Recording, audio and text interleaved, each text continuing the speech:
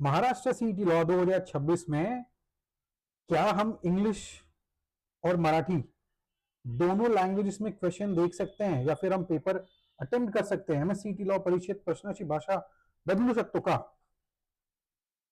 ये जो एग्जाम है ये 2016 में स्टार्ट हुआ था।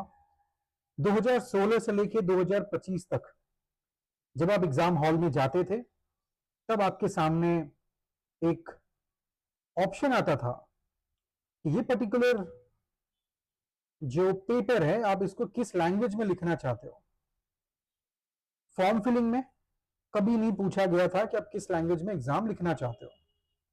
अब ये जो फर्स्ट टाइम हुआ है 2026 में कि आपको फॉर्म फिलिंग में ही पूछा जा रहा है कि आप इस एग्जाम को किस लैंग्वेज में लिखना चाहते हो। अब तक कैसे हुआ करता था 25 तक, आप पेपर में गए, आपने सेलेक्ट कर लिया इंग्लिश, पेपर चालू हो गया पर आपको लग रहा है ये क्वेश्चन मुझे मराठी में देखना है, आप देख पाते थे।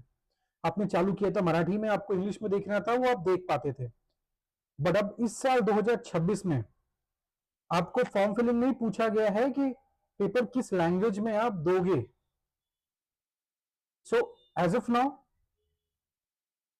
ये फिक्स नहीं है कि पेपर में अगर आपने मान लीजिए इंग्लिश सेलेक्ट किया है तो पूरा पेपर इंग्लिश में ही दिखेगा या फिर आप मराठी भी देख सकते हो, या फिर अगर आपने मराठी सेलेक्ट किया है तो जो क्वेश्चन है वो इंग्लिश में देख सकते हो। इंग्लिश के क्वेश्चन इंग्लिश में ही होते हैं, बट जहां तक हमें लग रहा है there is a high chance कि हर एक क्वेश्चन आप दोनों लैंग्वेजेस में देख पाओगे इररिस्पेक्टिव ऑफ आपने क्या सिलेक्ट किया है। पर ये हमें लग रहा है, ठीक है।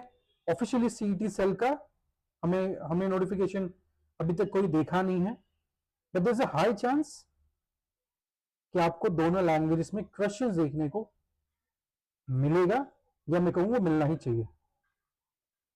अब बात करते हैं प्रिपरेशन की। अगर आपकी प्रिपरेशन हो चुकी है बहुत अच्छी बात, आपको रिवाइज करने की जरूरत है। और अगर आपने अभी तक प्रिपरेशन नहीं की है तो we are launching a 1 month batch सिर्फ 999 रुपीज में। Law CET 3 years, law CET 5 years. आपको कैसे इसके बारे में जानना है, just WhatsApp on this number. हमारी जो टीम है वो आपको गाइड कर देगी अबाउट आवर बैचेस, क्या क्या टॉपिक्स उसके अंदर कवर्ड है, उसकी फीस क्या है। फीस तो यही है। Fine, so thank you so much and all the best for your exam.